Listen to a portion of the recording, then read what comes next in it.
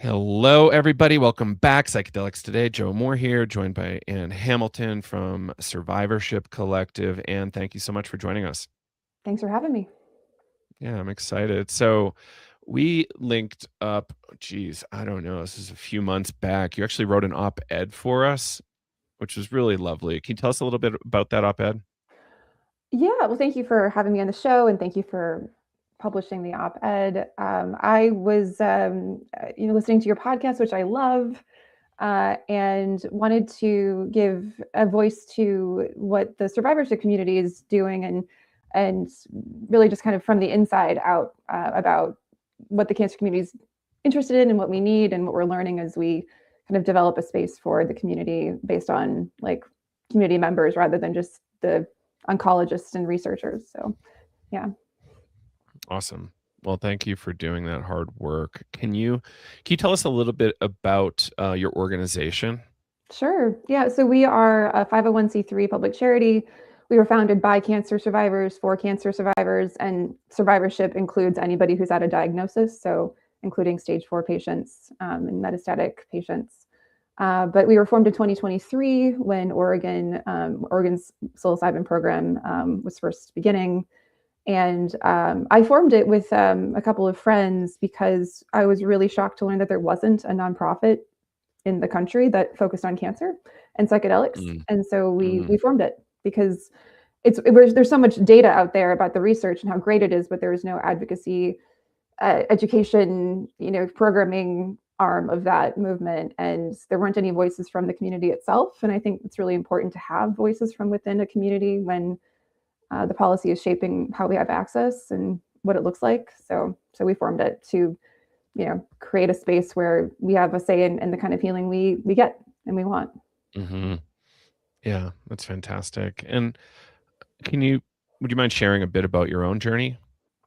Sure. I mean, it's like my journey is like a whole lifetime, but my and also cancer journey is a term I kind of take issue with. But I was diagnosed with advanced stage breast cancer when I was 35, and went through like chemotherapy, a double mastectomy, multiple surgeries, radiation, hormone therapy, and then was pronounced like NED and like sort of let out into the wild. And that's really when the hard part began, like really incorporating. I mean, the term now is integrating that experience into a life where I could be authentic and also resubscribe back into things that involved planning for the future, that involved loving people and projects myself, was really tough. And I was doing all the therapy that there was to do and was on different kinds of antidepressants, and nothing was working. Um, and I think it was for a lot of interesting reasons. Like psilocybin was the thing that really changed the trajectory of my survivorship. So I was able to live a really full life with the time I have left, and hopefully it's a long time. But it was really dark for a while, and there wasn't anything that was helping. And then luckily psilocybin was that thing. Mm. Um, how did it come on your radar as an option for you? It was through a concerned friend who Mm. knew what I was going through, and she, I mean, I live in California, so there's kind of more openness to that than say in the Midwest, which is where I'm from. But no, I was really struggling, and I don't tell a lot of people. It was also during the pandemic, so I wasn't telling a lot of people about it. But at one point, she was like, I'm worried, and have you thought about this?" And then I did some research and came across the data about the Johns Hopkins clinical trial with cancer patients, and then started doing more research. And I figured out, like, I'm very good at figuring things out. It's like, how do I get access to this? And it's very limited, right? At least I was able to travel, and I had some resources, so I was able to do some things that felt okay for me. But it was really limited and somewhat frightening. Like, you don't want to be traveling or going to another country or working with people you don't know or doing it alone. And so those were things that I think could have been better. But I was able to have a very good experience where I got to experience my own death, which is what I was most afraid of. and it Mm, really helped, like really helped with recurrent fears for me. Yeah. mm. Yeah, I had, a where was it? I think we were in Jamaica. This lady was just, like, deep into, like, 2 or 3 years of chemo, and she was on this retreat, first time with psychedelics, and it's, like, such a tough scene, to watch that happen without real frameworks built for them, you know? This is Mm, kinda like a general public retreat, so you're like, yeah. you got the wealthy people, you've got some people who are really sick in different ways, and it's like, "What is this?" And, like, Yeah. having Yeah. kind of affinity group retreats is a big deal. We run a little film club here as part of our kinda community. Um, oh, who was it? The Reason Foundation funded this recent documentary where some ladies suffering from cancer went to a facility in Boulder, Mhm. Colorado, for a session and kinda, like, tracked their journey. I think it was 3 different people, and I Mm. really wish I could remember the name of the film. Does that sound ring any bells right now No, for I think you? I haven't. I've been trying to find a way to watch it. I don't know if it's like It'll be out affecting. soon. It'll Okay, be out sweet. soon. Nice. We did, like, a private screening, the filmmaker came.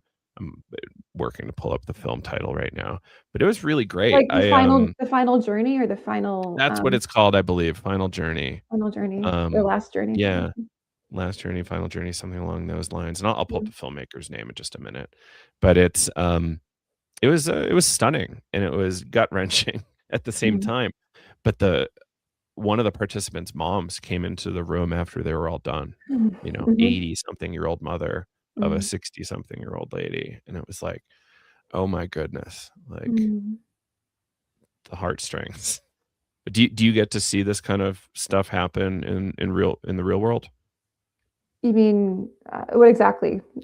Retreats, like, do you get to see, like, Yeah. this it's called Yeah, Last Journey, last and the journey. I was close. filmmaker is Arthur Nazarian. Hmm. And, the kind of prime subject of the film is a facilitator, Heather Lee. Oh, yeah. It was really great. Amazing, I'll check it out. That's rad. Yeah, I've been wanting to watch it, so it's exciting. Um, we run retreats, yeah, for affinity groups, and Mhm. different, it's all cancer. Although we're gonna do a couples retreat in August, and we might do a retreat for parents of pediatric patients while those patients are, in treatment, because I think it's really helpful to it could be very helpful for those parents too. But yeah, it's an ecosystem, right? Like it affects my cancer diagnosis affected my parents probably just as much as it affected me and my sister as well. And uh, yeah, it's these family systems are deeply affected by the person and how that person is coping with that diagnosis. So yeah, we see it all the time. Right. Yeah. Um, so you kind of made it through without all this support. What does it look like now that you've been able to kinda coordinate support for some people? Like, what are you hearing from people? Oh well, we run retreats and also a 7-week program, so it's a very robust program. And most of the time spent before and after is, I think, almost as important, if not more important, than the journey itself. Also, the community is the medicine too, and we hear that over and over again, how important the community is, because I think healing happens in community. I think the medical model we have right now, where it's like patient provider, isn't the natural way of healing for human beings. Like, I mean, of course, Right. if people just, I mean, that's kind of a broad statement about medicine generally, but um, and also if people want a individual retreat or experience for any reason, like they should do that, and there's ways of doing that, and we have people that we really recommend. But if you can be in a group and you're open to that, there's just amazing things that happen in the journey itself, but especially in the integration too. So there's Mhm. that connection that and that understanding and meaning making and being witnessed, that's so important. And we're very fortunate to get to create that. So we have retreats of 10 to 12 people. Usually it's about 10. And there's an affinity group within the cancer community too. It's like age at diagnosis or the kind of cancer or gender or different things, and we kind of create Mhm. those very intentionally. And then yeah, it's 7 weeks, and we do also medical screenings on top of the ones that are required by the state. We work with healing centers or service centers, We work with licensed people only. We have psychologists and medical people on our staff and wonderful facilitators as well. So it's kind of like what I wish I'd had is what we've created. And we just want people to feel safe enough to relax and heal. And it's also very, iterative. Like we're learning from the community itself. We take what they say very seriously. They meaning us, like the people running this are also part of the community. So, yeah. Yeah. Well, that's great. And like, are you, so you started kind of from nothing with the organization, right? Like what is it you're trying to build out over time? Like, do you have kind of a vision for a few years out? Yeah, well, there's certainly a lot of interest in more retreats, so we're trying to meet that need. It's a very kind of short term. We'd like to continue to build our retreats out and have enough of them where anybody who wants to come can come, and we have enough scholarships to support people who can't afford to go. We run at cost, but still the costs are relatively high compared to other things.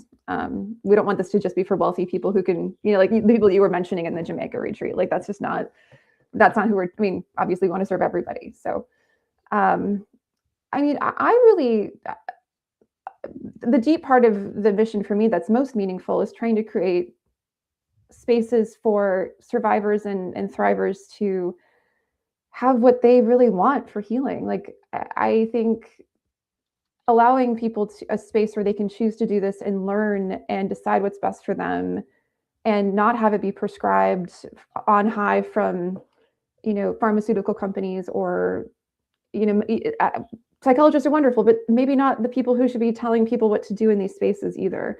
I think there's a lot of wisdom in the lived experience of suffering, and there's a lot of Mm-hmm. wisdom in the community.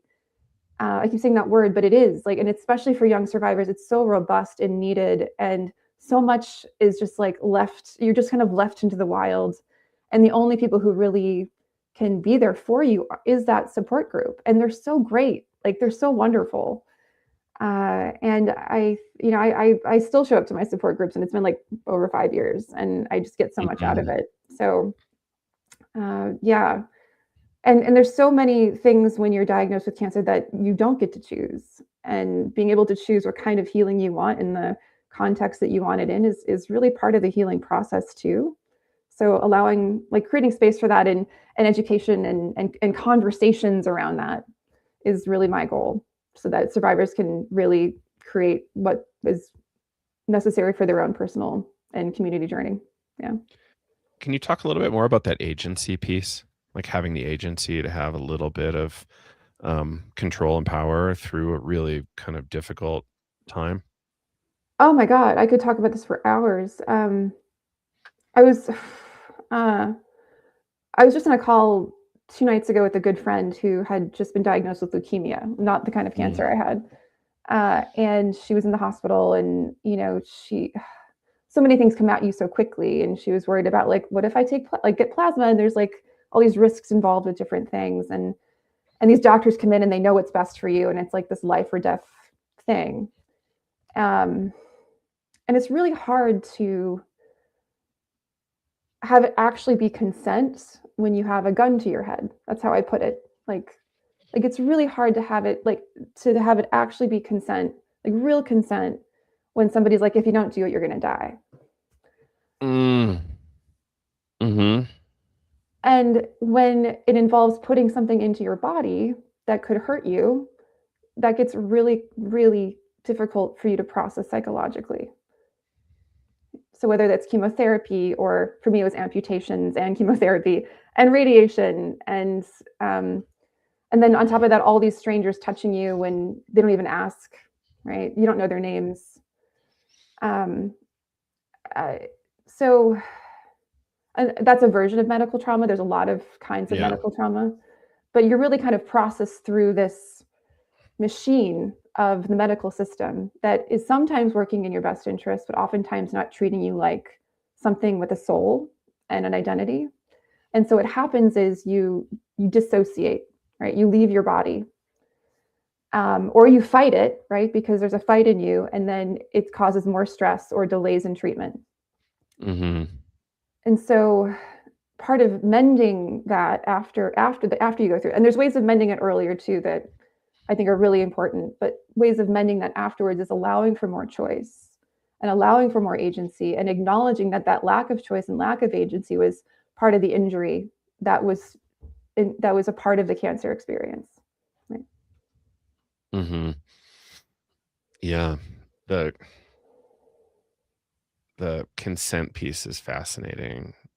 Um, I've personally been through quite a bit in the medical establishment. Um, and yeah, the conversations that like kind of are they get a little funky, you know. My internal kind of like ideal set of like what does consent look like? What is medical informed consent does not always match up with my lived experience of it.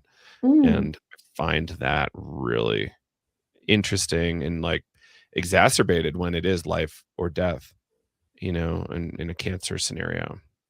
yeah. Um, Yeah, like and obviously, like, cancer treatments are life-saving. We are so lucky to have them.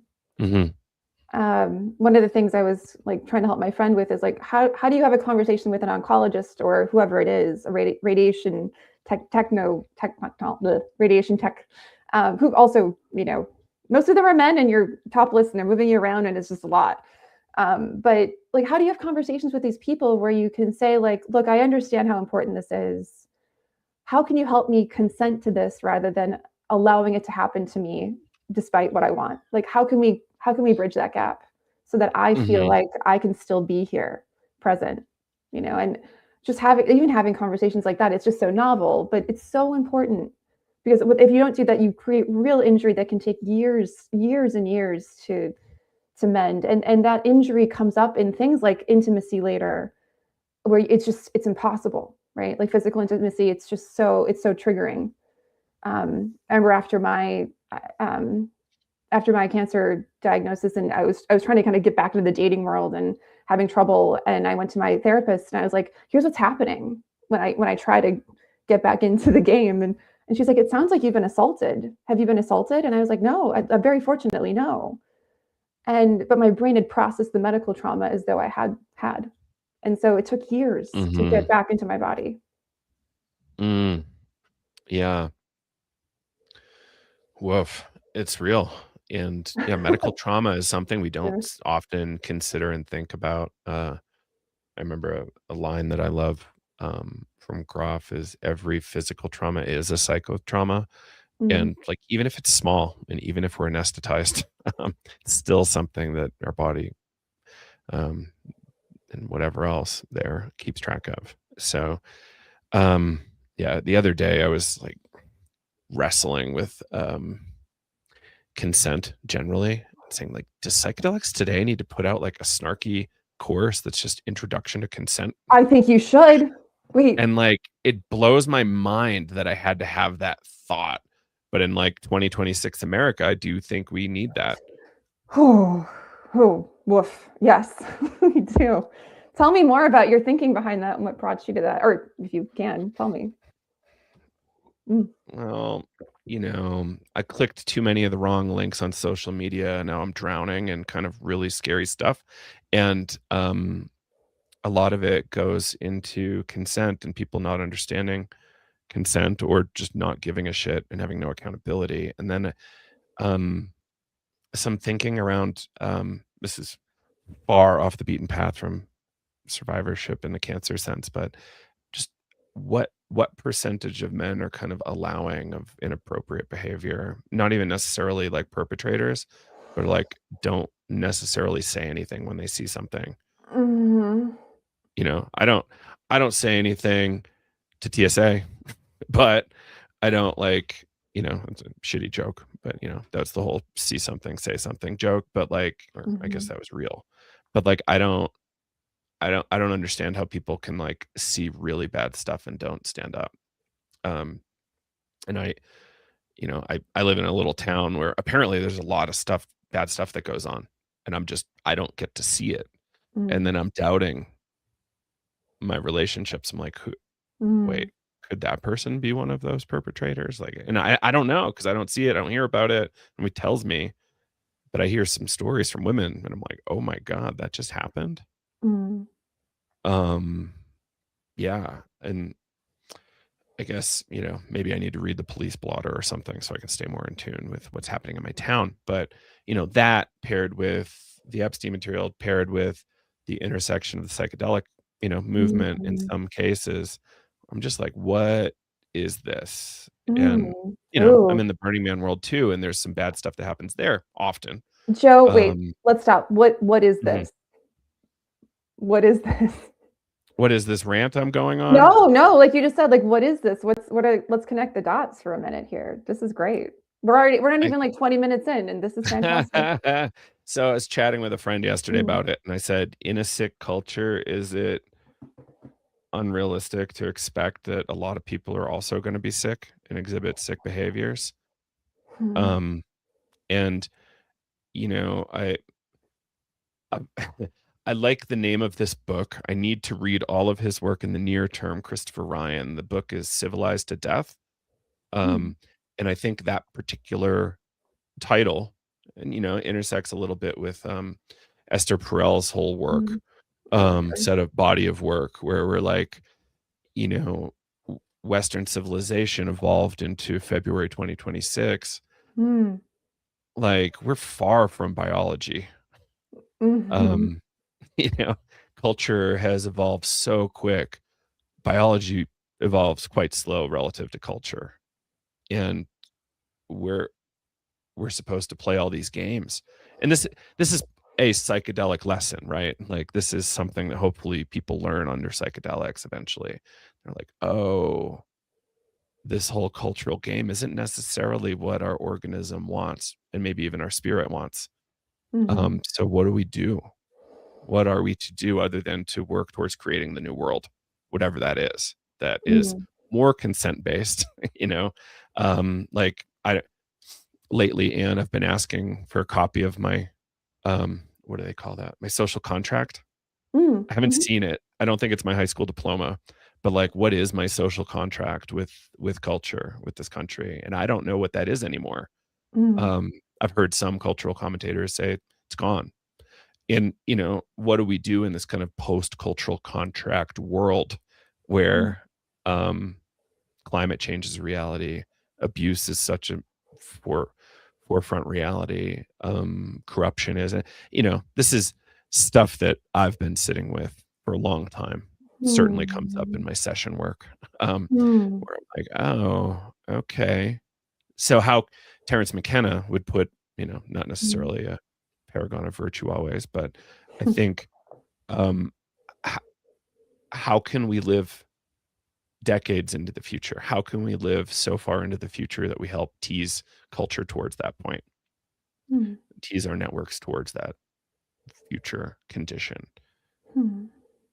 And, I don't know that it's necessarily always the case about the only thing I care about is decolonial perspectives and blah blah blah. It's like those are important, but, like, everything needs to have some kind of hyper intellect and, like, value ranking. So Mhm. anyway, Mm. I gave you a whole bunch of stuff there. Um, but you helped me go there, so thank you. But where do we wanna go with that? I mean, gosh, there's so many places to I could, like, pull on different strings. You were talking about countries and social contracts, and it reminded me of a quote that I love from, I think it's Mm. Virginia Woolf, and she says, "As a woman, I have no country. As a woman, I want no country. As a woman, my country is the whole world." You know, I think all these debates are so important that we're having right now. There's a lot of uncertainty and grief around the institutions that are crumbling, and there should be grief, and we need to understand what's going on. Um, I also think that a lot of these injuries you've mentioned are, primarily to women, Mhm. and a lot of the consent issues are a lot of that's around women and how they're treated. I don't know if this country's ever been truly a safe place for women. I think, right, it's become less Well, so. where Yeah, has? well, yeah, I think I think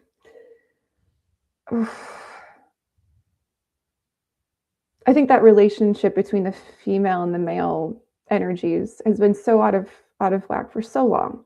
Like it's been so out of balance, that relationship between the feminine and masculine has been so out of balance for so long that we can't even imagine what it looks like if it were to be in balance. Mm-hmm. And I think it's related to everything. It's related to the way we treat the climate and animals and each other. And the Epstein situation, it's so in our faces, and yet we still aren't, as a society, aren't coping with it, dealing with it the way we should. And to imagine that it's, you know, it's anything but. I mean, there's a lot of things beyond that, but like that core relationship, the sacredness of it, it's just, it needs to come back into balance. I don't know how it's going to come back into balance. um yeah. Yes. And, this stuff breeds illness, mental It, illness and physical illness. yeah, there's a new study out where young women are twice as likely to get cancer as young men. That's very new. It's past 10 Mhm. years that's changed. There's a lot of things happening that are, very embodied, right? Yeah. So, yeah, what is to be done? I don't know. I think we need to just keep building connection and these fabrics of connection, these beautiful tapestries that help us feel love and hope and meaning. Hmm. Yeah. And I haven't dug too far into this work. Have you bumped into this philosopher out of Canada? I think he's out of Toronto, Vervaeke. No, tell me about him. Meta modernism. So it's like the step beyond postmodernism in his worldview. Um, it was interesting watching Robin Carhart Harris publicly kind of interface with his work recently. Just go, I don't know. This is too much. I think this whole kind of network of metamodernism intersects with process philosophy and a number of other things about meaning making and Mm, how important meaning making is after we just spent decades deconstructing meaning mm. as kind of like So boil down what universal practice. metamodernism is for me, who doesn't understand it. Tell me. I also I Oh. studied. By the way, guys, I studied philosophy. I'm curious. Explain it to me, Joe. Well, I'm going to give you um, Google's opinion. We covered this with a philosopher, Jared Morningstar, on the show not that long ago. Um, and metamodernism is a cultural philosophy and structure of feeling emerging after postmodernism, characterized by an oscillation between modern enthusiasm and postmodern irony. And Mm, I think it Vervaeke squarely faces it in terms of the meta crisis or polycrisis, which is like all of these converging critical moments coming forward at a, you know, awkwardly urgent timing on all of these things. And yeah, I think it's trying to put meaning back after we just spent so much time destroying meaning, and postmodernism is kind of how I put it.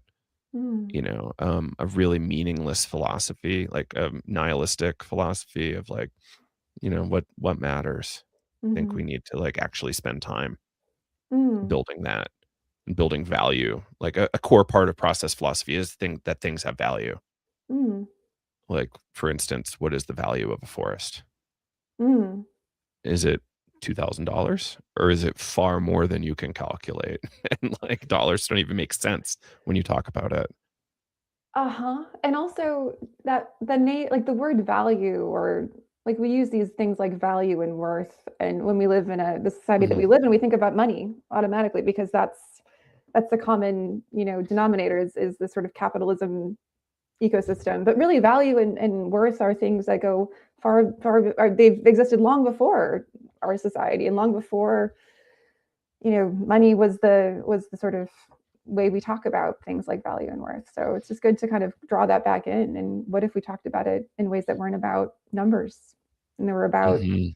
the future and generations into the future, and love, and I don't know how valuable is air and time and peace. Yeah, Mhm.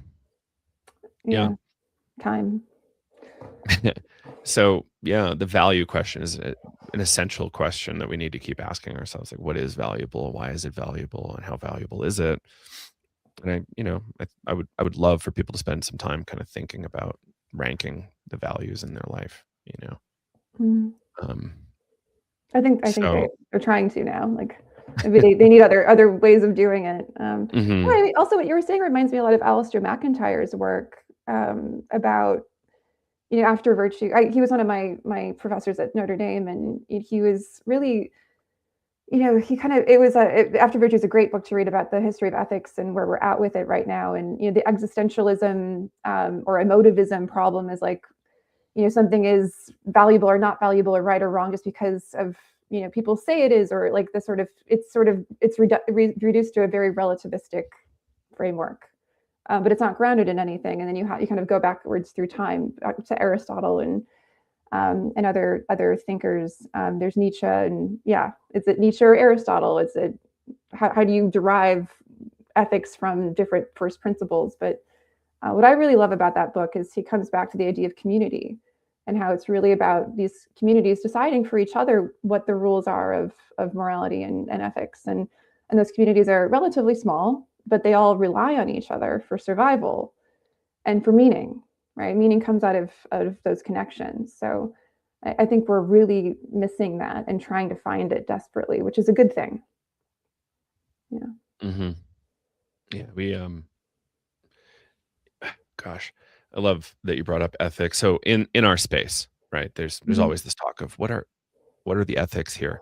And what do we mean? And I like how you said it's a small group coming together and kind of defining their ethics. And I love that because when we say it, often people get confused with like morality and kind of like some sort of universal ethics when we really mean guild rules or like some sort of club rules that this is Mm. how we're going to play. And I think oncology has those. I think your organization probably has those in development, right? And um, I think it always has to be super context aware. So I think Mm. eh, how people relate to each other across the world is so different. Like what could look like the worst possible thing here could look like the most virtuous thing somewhere else on the planet. Mm. Um, and it always gets tied into our conditioning. Mm. Um, and yeah, ethics. Kyle and I, my co-founder Kyle and I got published in this book by Bloomsbury, Philosophy and Psychedelics, and we got contacted to write something about the ethics of the drug war. And so we started Congratulations. reading Aristotle, and I'm like, what the like, what is this? Oh my God. Mm. And eventually we like tried to tie in Nicomachean ethics, all this stuff to the philosophy of the drug war, ethics of the drug war. And they were like, how about we just do the history of the drug war? I was like, oh, great, easy, thank you. And um, that just made me struggle with the word ethics and even Mm. like morality often. I'm just like, what are we actually even talking about in this weird kind of sterile world that we've been presented with? And Mm. um, yeah, so I think we have to really kind of build that together in our communities. Yeah. And it's funny, like those are the places you're going to find meaning as well, like meaning and maybe like however you want to use the term around morality and ethics, but rules of engagement, what's expected of you. Those go really closely together. Yeah. Hmm. And belonging in a community because you're accepted and you follow those rules is extremely meaningful. It's very important to even though we spend a lot of our adolescence trying to distance ourselves, like it's very important at some point to come back into a community that values you and that you're a part of, and those rules need to be a part of that, right? And that's really kind of I think where ethics evolve from, and it's Hmm. organic. It's more like little petri dishes happening. Kind of great. So you said earlier you're training at CIIS. Do you have a therapy background as well? No, I'm a Hmm. lawyer, and I'm Hmm. also I teach at USC. I teach filmmaking, so I have a storytelling from a social lens background. Yeah, Awesome. and Yeah, philosophy. I studied philosophy too, just like you. Yeah. started calling philosophy pre-law recently.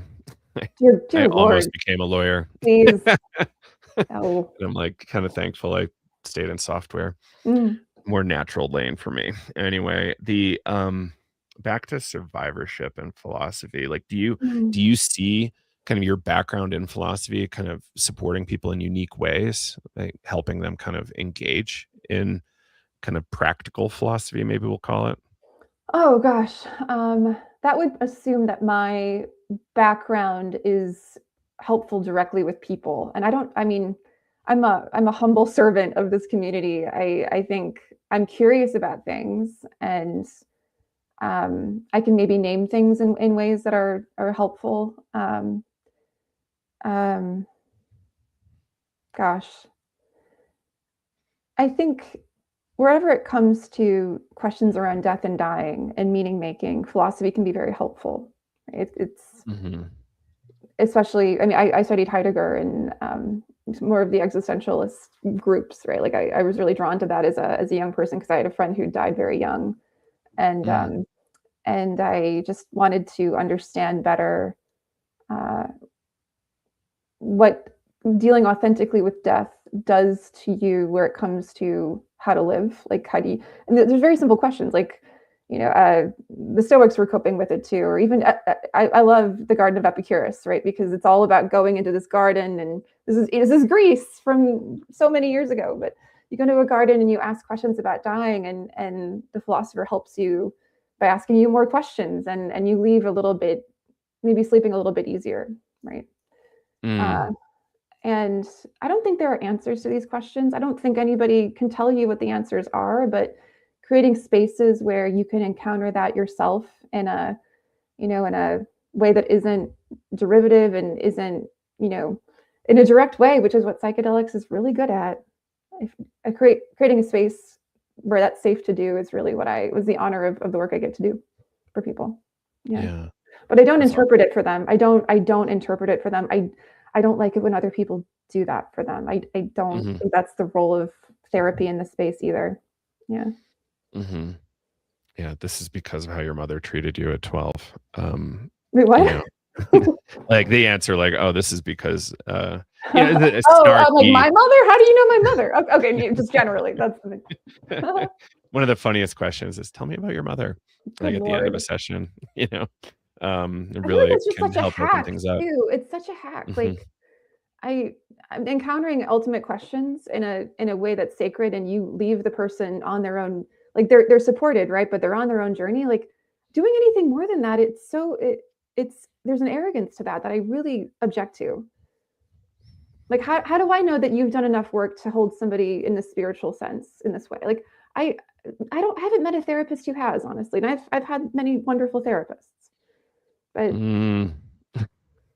Tell me about that. Tell me a little bit more about, like, the limitations in your perspective of, speaking from your own perspective, like, mhm, you've faced this head on. Like, what s psychotherapy is like a licensed profession with, like, very specific techniques, right? mhm. But, like, what was your intersection with it that kinda, like, created that feeling or that experience? The experience of just Limit not. just sensing that there's limitations in the practice of Oh, psychotherapy. I mean, I've been doing it for years and I wasn't making any progress, right? Mhm. Or you I think you have more to say about this than I do. I'm more of like a pivoter. I'm like, if it's not working, find something else that does, right? And this, I mean, I'm not a psychonaut. I'll just say it. Like, I'm curious about psychedelics. Psilocybin is what worked for me in dealing with death, and so that's the lane I'm in. It's a narrow lane with a lot of broad applications. Mhm. Um, but I have a lot of reverence for what I would call a more spiritual path of healing. And I think that's what's missing from the death and dying equation in the medical space is that spiritual element of healing. Uh, and it's involved in the body, but death is both a physical process. It's also a spiritual process.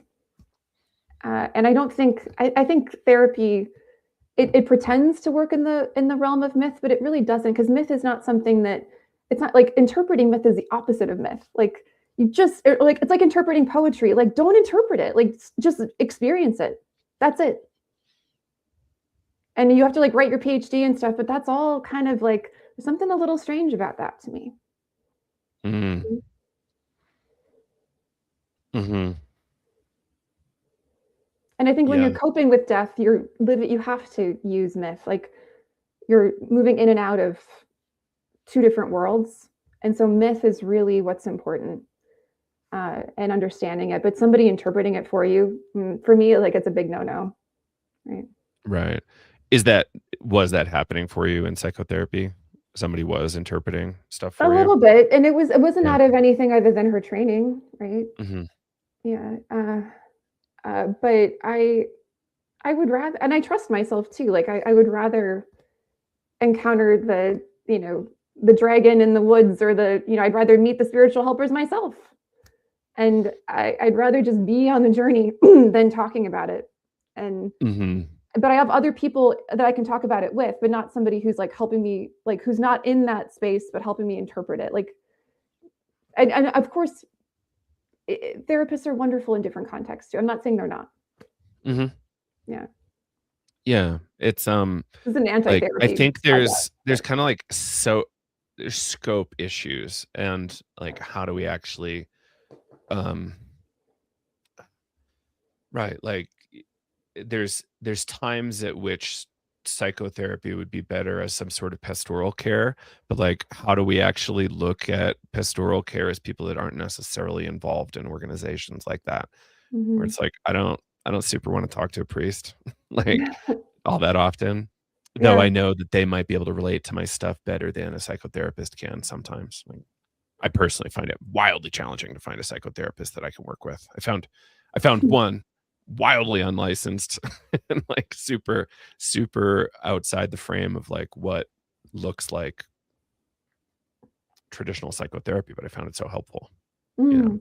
That's good. I'm glad you found somebody that Mhm. you trust. And um, yeah, it's not because they're like, I think there's so many well-intentioned people, and there's just shadows to everybody too. Like, and maybe they've Mhm. spent time working with their shadow selves, maybe not. Like, I, but I, there's something about also illness where, or death and dying, where like you should be feeling lots of things right now, and just letting you Mhm. sit with that and work through it rather than trying to interpret or talk about it is really important. Also, by the way, like psychotherapy, like I forgive me for I isn't it wasn't it Freud who kind of started it? Wasn't he extremely problematic like with women?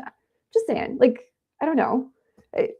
Maybe that's also part of the problem is we give authority to these people over our dreams and our experiences when that never should have been a part of the equation to begin with. Right? Mhm. Yeah, absolutely. Like, um mm, yeah, anyway, we could wax poetic here for a long time. I wanted to go a little further, but I'm not Okay. sure I should. But I've been reading this, well, I'll do it anyway. All right. So I'm reading this book, called 8 Circuit Model Ascension, I think. It's made Have you heard of the 8th Circuit model, pioneered by Tim Leary? No. Oh, alright. So this is a pretty popular, um, concept, in the psychedelic space. I'm gonna share my screen of the book I'm reading. It's by by a few people. If I can figure out how to actually share my screen. If you're watching, everybody, maybe get your eyes out. So I found it here. Rachel Turetsky, psychologist out of, Santa Cruz, I think. David J. Brown wrote the foreword. He's close personal friends with, Leary, and, Mhm. um, another, influence on this was, Robert Anton Wilson. Douglas Wingate, I don't know his work super well, but I'm reading this book, and it's really interesting in that it talks about, I'm trying to find a diagram here that makes sense. Um, no, I can't find one, but, like, we have these kind of, like, survival circuits, and we kind of go towards more complex circuits, like, working towards something like an Abe Maslow kind of, uh, self-actualization. Abraham Maslow's kind of hierarchy of needs concept, and, they kind of say, like, as things get more complex, and if we had good development in our lower circuits, we can kind of reach higher and higher circuits. So like if we're thinking about being really meta aware, that's kind of like beyond the basic personal biographical, like get me through this world circuits of consciousness. Mm, I'm only halfway through the book. I've never read a book on it before, so I won't go too far in it. But I think like perhaps traditional psychotherapies do really well at the lower circuit levels, mm. and perhaps not so much at like the higher levels of higher circuit levels they've identified in that concept. Uh, Interesting. It seems very hierarchical, just saying. Oh, sure. Yeah. But yeah, I mean, I guess if we're thinking about We got a little bit of optimization. hardware, software here. I don't know. We're dealing with hardware, so like Uh-huh. hardware, wetware. So like there is a certain level of hierarchy, but it's also fluid Mm. and dynamic at the same time. Yeah, yeah. So yes, and Hmm. yeah, Yeah, it sounds interesting. Timothy Leary is a very complicated character too. Maybe kind yeah. of like One of my Freud in some favorites. ways. Oh yeah. One of my favorites. Yeah. Um. Mm, Freud. Yeah, Freud. He did a hard thing. Leary did a hard thing. Um. Both, you know, demonized maybe harsher than they need to be, but also I think things need to be read and understood in historical context, and that's a mm. really challenging thing for us to accept after we've seen how rough um, history has been to all of us. I think as long as what's so interesting, so I work in the film industry too, and so what's so interesting about things like what you're saying is that yes, we do, and also we need to acknowledge the harm that they caused, Mhm. and right, and we need to say that within the same paragraph. Well, what harm did Leary cause? Um, I mean, I think it's a different podcast, but I think quite a bit. Interesting. Yeah. Um, I don't I don't have that yet. Well, we can do that at some point. Hmm. Um, Freud for sure, but he started the ball rolling. And like there was nobody doing really he was doing psychoanalysis, which is different from psychotherapy, wildly different things. Mm. Um, and trying to make theories while super high on cocaine for years and years. And you know, made a major dent in the thing. I think he's wildly problematic, but really Yeah, insightful too.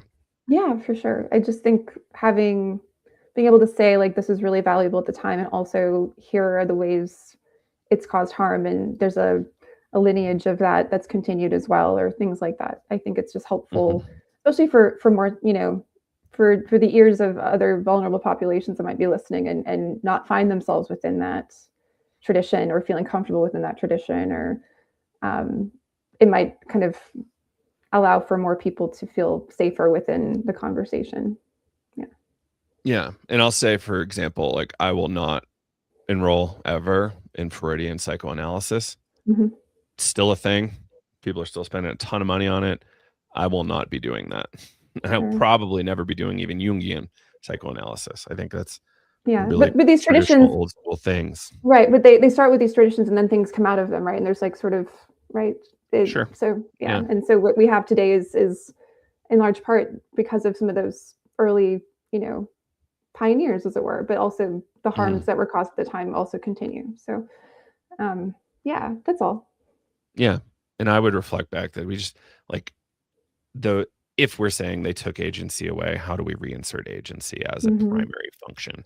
Because Hmm. yeah, like you need to be recognizing that you're the world's foremost expert in you, Hmm. as opposed to somebody else being that, which is Yeah, yeah, impossible. right. And really kind of I think yeah, that brings the conversation full circle. Like how do we think about psychedelics and therapy and what that is? Because most people getting their licenses to be psychedelic assisted therapists are therapists, and that's it's odd to me sometimes that that's what's happening, because I think the skill sets of a sitter are very different from the skill sets of a therapist. Right. This is something I've been talking about a lot lately, where potentially, yes, psychotherapy would be super useful during the session, Hmm. but potentially it's not the most appropriate method for inside the room. Oh, I I think it's come definitely not. I have I very strong come opinions about that. I don't yeah. I come from the Grof holotropic breathwork space, and Mhm. there's not psychotherapy happening while you're in the experience. Like, Yeah. psychotherapy is absolutely not happening. I had maybe 1 or 2 kinda drug sessions, like, one that I'm thinking of in particular right now, a ketamine-assisted psychotherapy session, and the person was trying to, like, intervene and, like, do some psychotherapy stuff while I was super in the experience. I'm like, "What are you doing? And leave me alone." And, like, Mm, "I'm working on stuff right now. Please mhm, stop." And I think the training is often a thing that gets in the way of the process. mhm, And, early days, like, this shit's been illegal for 50 years, mhm, and we're mhm. just getting back to it. Yeah. Yeah, I mean, also there's, like, the MDMA training that MAPS was doing, and that's somehow kind of because it seems like psilocybin is gonna be more accessible sooner, it's sort of getting kind of, like, put on the psilocybin experience now, or, like, I've sort of seen conversations and listened to them talk, like, about where that's happening, and it's just I don't know, like, people are kind of in their own internal worlds with psilocybin. Ketamine maybe too, it depends on the dosage, and I think it's wonderful to have, like, I think that's actually kind of what you want, and and sometimes they'll be responsive to stuff in the room, but really they've got their eye masks on and there's music, and your job is there for safety reasons and bathroom reasons, and that's it, right? So the Mhm. idea of inserting yourself into that experience, I, I don't think a therapist's role is really in that room necessarily, right?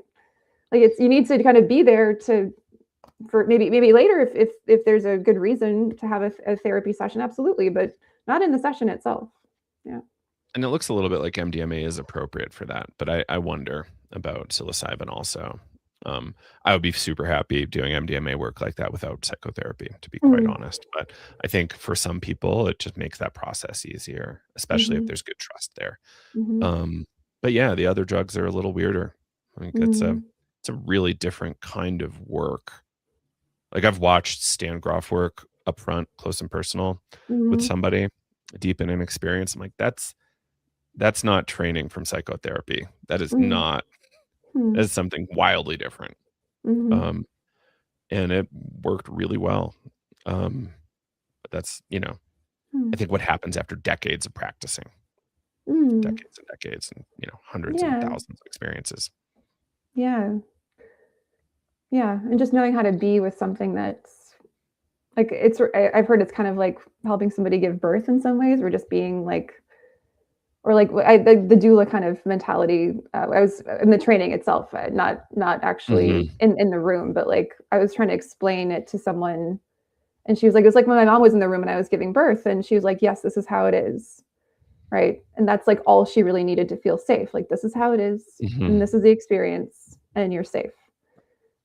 Mhm. And yeah, because talking can really get in the way. I don't know. Also, therapists need to feel important, and I don't like that's not the time for that. So yeah.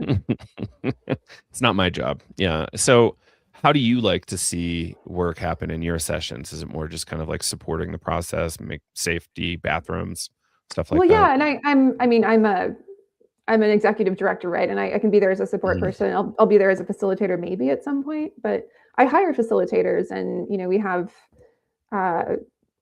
things that we're looking for in facilitators. But really, Mhm. it's about like so many things that don't require a therapist's degree. Like, and we do often have at least one person with a therapist's degree in the space. But in Oregon, especially, you're not allowed to use I don't know if dual licensure is legal yet, but it certainly wasn't when we started. Um, but you want people who can just be present when somebody's having a deep experience and not try to fix it, right? And not freak out. Mhm. And I think even with small things like, do you need this, or do you want me to hold your hand? Like those are just like no, like even small things like that are kind of no nos. Like for me, like just if somebody asks for something, great, right?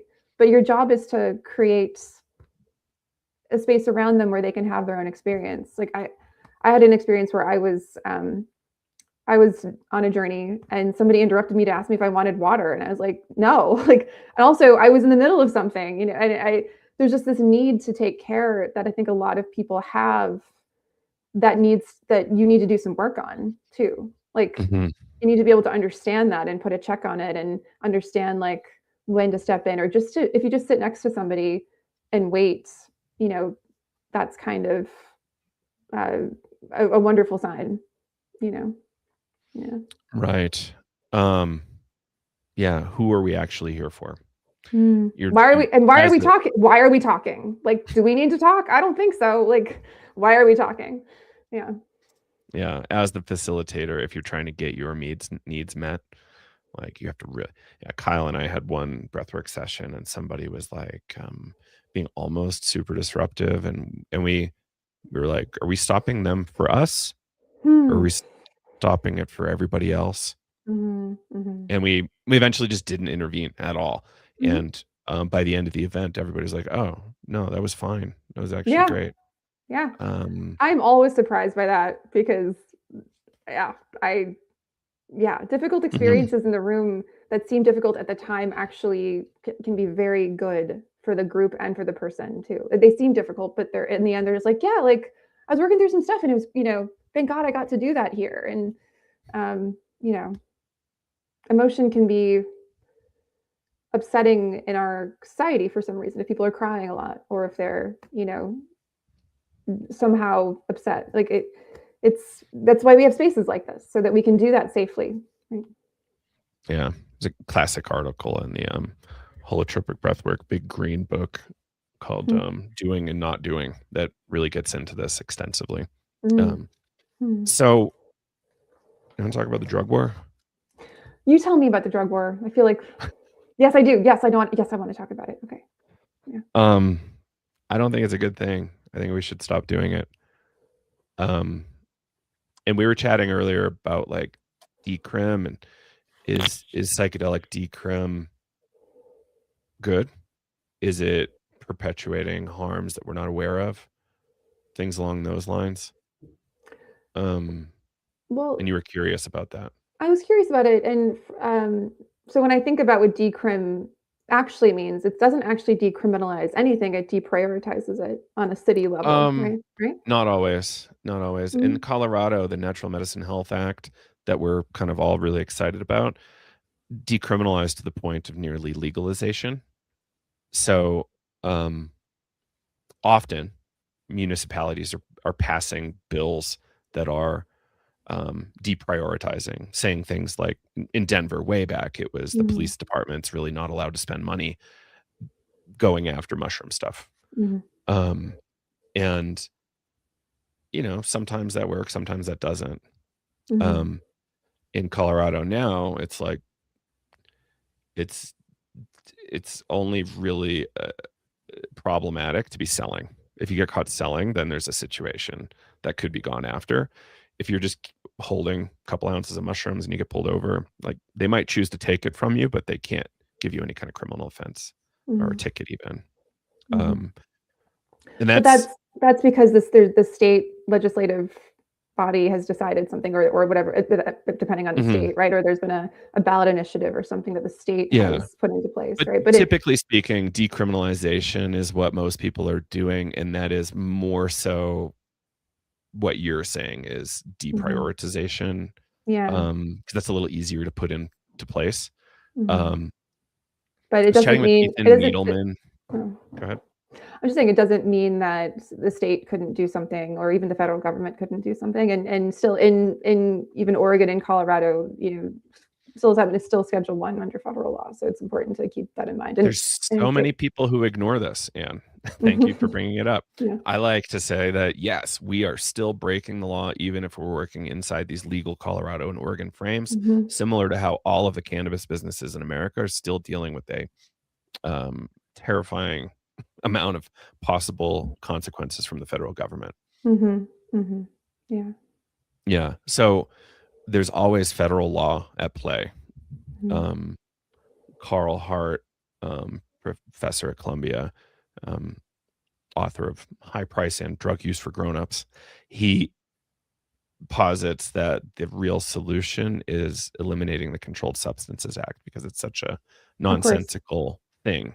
Yeah. And then we can actually put in reasonable laws to help protect the public around individual drugs. I Um, 100% agree with yes, I think we should get rid of the CSA, maybe in the form that it's in. Maybe there can be a better form. I don't know. It right. How seems about seems science-based drug policy? that would be nice. Yeah, Right. Like, we can start there as, like, our baseline.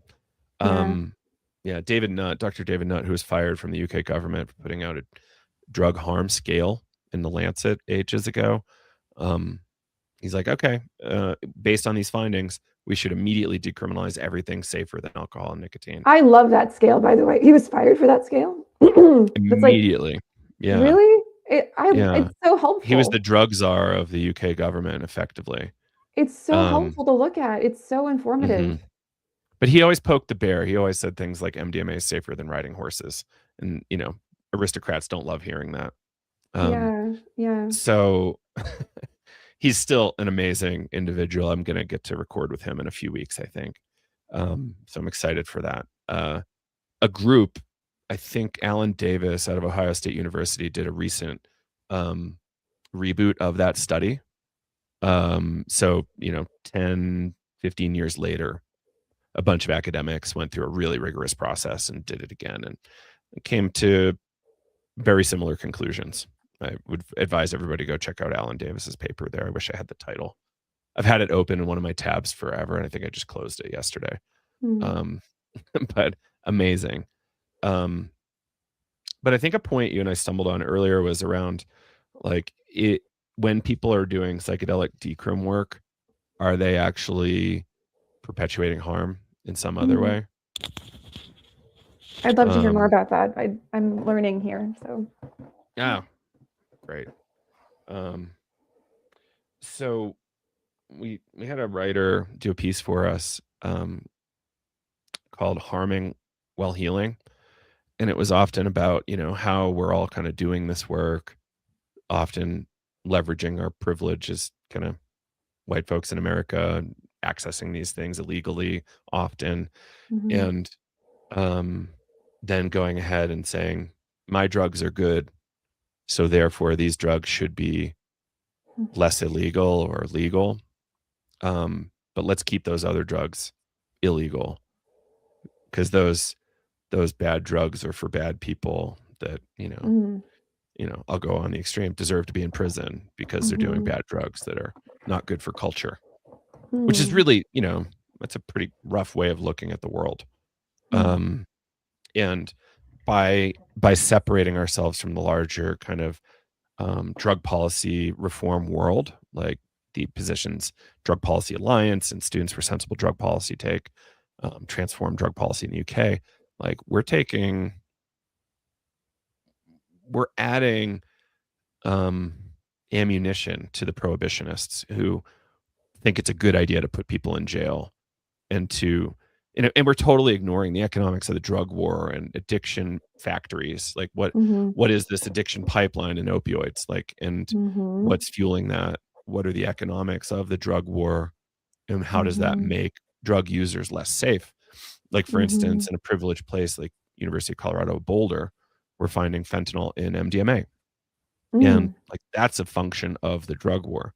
It's not a function of anything else.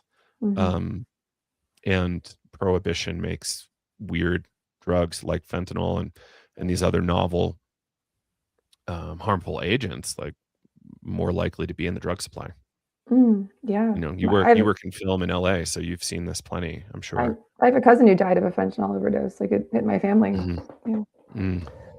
Um, yeah. So how do we work towards a more rational, and humane drug policy, which is like, first, let's get rid of penalties, start spending instead of incarceration, spending on helping people, and then figuring out at the same time how are we gonna solve this safe supply problem? Mhm, Because mhm, addiction usually self-resolves. Carl Hart goes into that quite well when the scenario allows for it. mm, Um, if you're on the street, of course you're gonna keep using. mm, it's methamphetamine makes the pain go away really quick. Mm. Yeah. And the amount we spent upwards of $1 trillion on the war on drugs since this whole thing started with Nixon. And it hasn't really, like, what can we show for it, really? I don't know. An increase in drug use and Yeah. the highest incarcerated rate of population. We're incarcerating far more people than anybody else. And it's an Mhm. extension, like it's literally Nixon made it about race from the beginning, like how, and this, wasn't far after the civil rights movement. It's like, oh, let's find other ways to keep those populations down. Drug Mhm. war. Yeah. So I would call for a coalition of psychedelic policy reform people to work with the larger drug policy reform community. So we're not fragmented and we're not working against each other, and we can have a sort of unity platform, and let's Yeah. not waste money. Yeah. I think that would make a lot of sense and be maybe like a top priority generally. Like it just like kind of a reform of the CSA. 'Cause it also, it plays into other things like the Right to Try Act, right? Like I a lot of my friends are in clinical trials, right? They're and for cancer, right? Like different kinds of chemotherapies, and sometimes what's so nice about the Right to Try Act, and it could have maybe applied to psilocybin. The Ninth Circuit said that it doesn't. But what's so nice about something like the Right to Try Act is if you have stage 4 cancer and there's something that hasn't been through all the phases of clinical trials, or it got, something was stopped before it made it all the way through because of financial reasons or whatever, you can still hypothetically have access to it if the drug manufacturer will give you access to it, if you can get a doctor to prescribe it, which I think is very humane for someone who might be dying, right? Or is dying. And I think it's right to be able to make those choices if it's been through like a phase 1 safety study. And what's so hard about the CSA is that even though psilocybin would hypothetically qualify under the Right to Try, because the CSA exists, the Ninth Circuit said that the Right to Try doesn't trump the CSA. Like the CSA can still, Mm-hmm.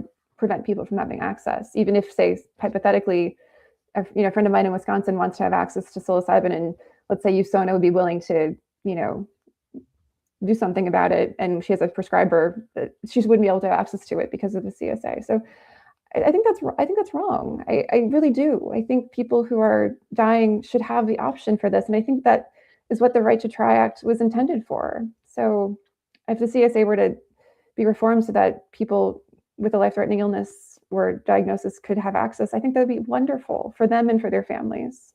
Right? Yeah. I'd love for you to respond to this quote. If the words life, liberty, and the pursuit of happiness don't include the right to experiment with your own consciousness, then the Declaration of Independence isn't worth the hemp it was written on. It's a Terrence McKenna quote. Oh, wow. Yeah. I mean, we do need to have some guardrails in society. I just think that there are much more and we know a lot more now too, right? But like there's a more humane way of approaching this that isn't just isn't idealistic. It's actually necessary. Like we need to do it. It's important to That do. framing kind of like presupposes that like the drug war was done not for just racist and like control means. You're the person who is apologizing for all sorts of like older people doing things not the best way. So I mean, I'm giving Go for it. Go for it. I blame Nixon for all the harm that everybody puts on Leary. uh-huh. Um, I see. But yeah. like there were different times too. Like I'm allowing for the chance to also say we've learned a lot since then. And Oh I yeah. yeah. We learned that the CSA needs to go immediately, is my opinion, and we can start over to create a science-based drug policy that like works Yeah. towards helping and healing us. And same with psychology. Like we need to learn from history. Like I think one of the lines is like transcend and include. Like we need to learn from all these mistakes. Let's include Mm. all of history, but we need to keep doing better because that's the project of humanity, is to keep doing better. And like, why bury history? I think we shouldn't be burying history. I think it needs to be Mhm. learned from. And like, I don't want to put Freud on a pedestal. I just said he was like the first. Mm. Um, yeah. And yeah, that's, where we are in psychotherapy. There's a famous book. We're 100 years into therapy and the world's still a mess. Mm. So it's like Mhm. we thought therapy was going to be the thing that fixed culture, but it's not. It seems like there's other things. Mhm. Yeah. Yeah. And what are those things, Joe? Stop destroying the planet and be nice to each other. Like, let's All this let's hippie let's stuff, like all let's these, start melting nukes down. Like, yeah, all these, yeah, yeah. yeah. Like Jimi Hendrix had a line like, you you you people are the ones that made us not want to have children. And like, Mm. it's, horrible misquote, but like something along those lines. And like, how do we actually create a world that makes people want to Hmm. believe and have that kind of hope and care and expansive love that can, help us continue to heal the planet? I think that's such a great topic. Do you have kids, Joe? No. Do you want kids? Are you thinking about kids? You know, if the world is wildly different, perhaps. But, no, I don't Mhm. currently. I have a lot of friends Mhm. right now who are having babies for the first time, and um, it's such a obviously a lot of people just like they just want it and they know they want it. I think for a lot of people it's a choice and it's kind of it's existential and you know for me I was after my diagnosis I was really afraid of the idea of having a child because of the idea like the fact that there's a decent chance I might have a recurrence at some point. It's also hard to love something when you know you might lose it, and it's also hard to love anything when you know kind of what the world is like. It's hard to love and to to love what vanishes, right? Like that's Beckett, right? Like man is in love and loves what vanishes. What more is there to say?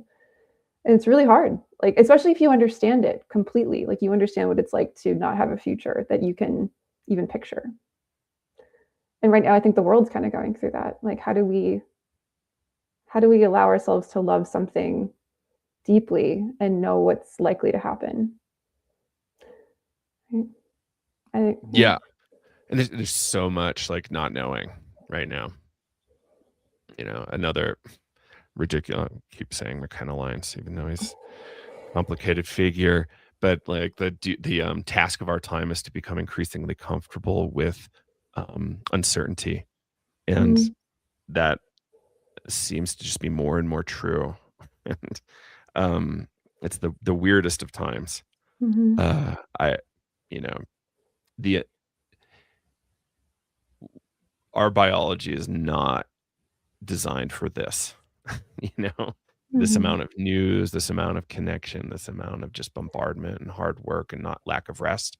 Yeah, um and it's mhm. addiction to information and social media, and it's addiction to adrenaline and and fear. And I don't have social media apps on my phone anymore. I just can't deal with it. Right? Like I work in a space where I need to manage it, but also I just don't have them on my phone. Um, you know, we don't know how to be and how to live well in this society. I think that's what you're getting at. Like not just biology, but culturally, we don't have a culture that knows how to Mhm. process the way the news is and or information. We don't have the language for it. We don't have the common understanding for it, Yeah. uh, and that's really stressful on an organism like myself or you or yourself, right? Mhm. Mm-hmm. Yeah. And it's just So I having think, compassion for that too is important. Like it's yeah, yeah, and yeah, then, mhm. when you feel like a failure, perhaps you're not the failure. Perhaps Oh, you're not the failure.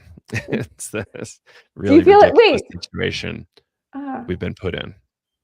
oh, when you feel like a failure. Do you feel like a failure? A lot of people do. I don't. I feel pretty great. But, Ah, I used to. Yeah. It's like, yeah. why can't I get with the program? Yeah. Like all these people, killing it in finance and whatever else they're doing. I'm like, Oh, what am I are they really doing? killing it though? Like whenever somebody Oh, talks not about how much, anymore. Not okay, good. anymore. I'm like 15 years later, I'm like, "Oh gosh, I'm glad I did everything I did." Um, you know? Um, Killing it in finance. yeah. I mean, what, like, how depressing. Be like, Mm, oh, I killed it mhm. in finance. And you're like, great. Have you seen that meme? It's like a cartoon, like a bunch of people like post-apocalyptic fire, kinda like, you know, storytelling scenario. But for a time, we made a really great profit for the shareholders. Um, and like this, you know, but yeah, this concept is stuff, this whole constellation of things we talked about here are things that I think people should be carefully considering as they're deciding their career in psychedelics or whatever it is, their involvement in this space. Um, I mean, I could maybe mhm, even say a more please. blanket statement, like, maybe, Mhm, like, most people probably shouldn't be in this space, right? Like, I really think that you need to do a lot of work on yourself and understand your place in this to be working in the space. I question myself a lot. Like, who am I to be doing this? And the only reason I'm here is because of cancer.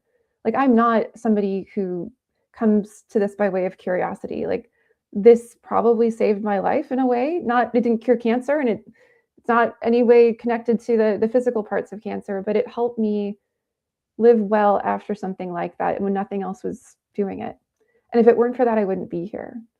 And mm, I think coming, and that's the only reason I keep saying, like, yes, you can, like, I can keep doing this. I should be here. I'm representing the voice of a community. That's, and I also make sure I'm doing, like, who am I the right, but yeah, and I actually think, like, we need more humility in this space and more, like, just fences around it where it's quieter and it's slower and it's more networked and equal, right?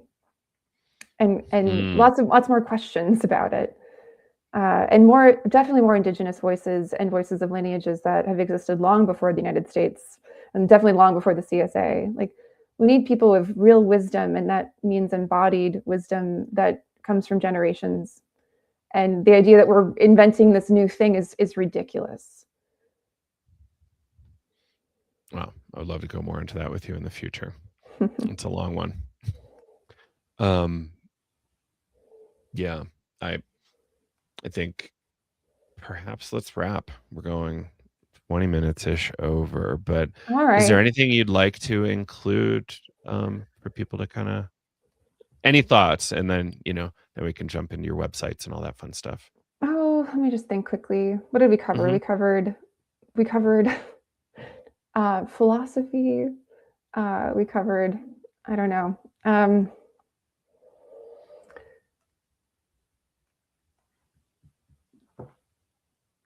I guess if you are dealing with something like serious illness, and you're looking for something that it touches on the spiritual elements of what you're going through, there's definitely, I think it's worth considering psychedelics, and we definitely have a wonderful program for that. Um, and if you're not dealing with serious illness too, like, I think coping with death anxiety is a really wonderful, um, intention to go into a psychedelic experience with. And there's Mm, really wonderful and ethical people who can hold you in doing that. But be very discerning about who those people are. And we, like, our organization does not cure cancer. It does not address, like, the medical parts of it. And we're so glad that oncologists do that. But it does help people live well in uncertainty. That's something we do very well. hmm. And that might, based on this conversation, Joe, I hadn't thought about it before, but maybe living well in uncertainty is something that we need more today for everyone. Hmm. Yeah. Yeah. Um, yeah. The one thing you can count on is change, everybody. Um, yeah. So, how can people find your website? We are at survivorshipcollective.com. And we actually have two retreats that we're announcing tomorrow, but you sign up for them on our website. They're going to be in April. One's all gender, the other one's female and non-binary. And we're doing some other retreats in August too with couples, where one of them has gone through cancer or both. with the cancer experience. So, Oh, yeah. outstanding. Well, Mhm. thank you so much, Anne, for being here. Thanks, And I Joe. do hope we get to do more. I hope we get to go skiing together in Aspen. Also, I'll be speaking in Aspen on March 12th at Sanctum. So come hang out and go skiing with us. Yeah. Yeah. All right. Take care, everybody. Bye. Bye.